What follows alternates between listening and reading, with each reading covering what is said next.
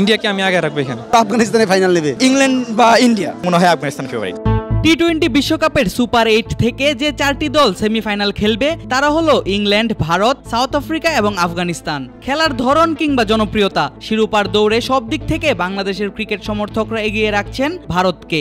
আবার অনেকেই বলছেন সংক্ষিপ্ত ফরম্যাটের ক্রিকেটে বর্তমান চ্যাম্পিয়ন ইংল্যান্ডের কথা। প্রথমবারের মতো সেমিফাইনাল খেলবে আফগানিস্তান। কারো কারো মতে আফগানিস্তানেরও সম্ভাবনা আছে ফাইনাল জেতার। তবে এই 3টি দলের বাইরে আরেকটি দল আছে যারা খেলবে সেমিফাইনাল, তারা সাউথ আফ্রিকা। এখন পর্যন্ত এই আসরের সবগুলো ম্যাচে অপরাজিত থাকার পরেও প্রোটিয়াদের নিয়ে হচ্ছে না তেমন কোনো আলোচনা, দর্শকরাও নিচ্ছে না দলটির নাম, যার পেছনে কারণও আছে যথেষ্ট।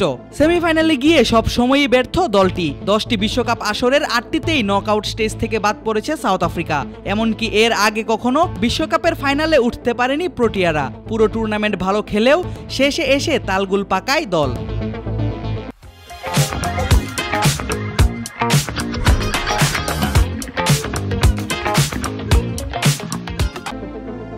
সেই সাউথ আফ্রিকা মাঠে নামবে প্রথমবারের মতো সেমিফাইনালে খেলতে আসা আফগানিস্তানের বিপক্ষে।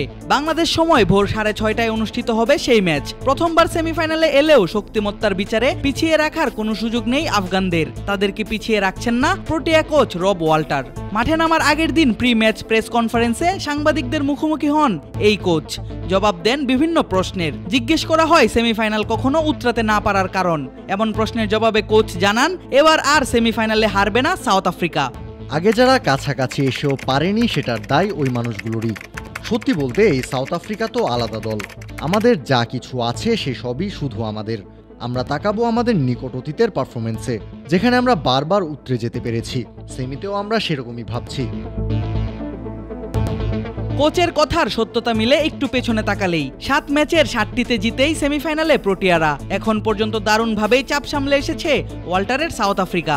7 জয়ের মধ্যে 5টি ম্যাচেই ছিল দারুণ উত্তেজনাপূর্ণ। ম্যাচগুলোতে শেষ সময়ে প্রবল চাপে পড়তে হয় এডেন মার্ক্রামের দলকে। সেই সব চাপ সামলে প্রতিপক্ষের কাছ থেকে রীতিমতো জয় ছিনিয়ে এনেছে তারা। বিগত আসরগুলোতে প্রায় নিয়মিতই সেমিফাইনাল খেললেও স্নায়ু চাপে হেরে যেতে হয়েছে সাউথ আফ্রিকাকে।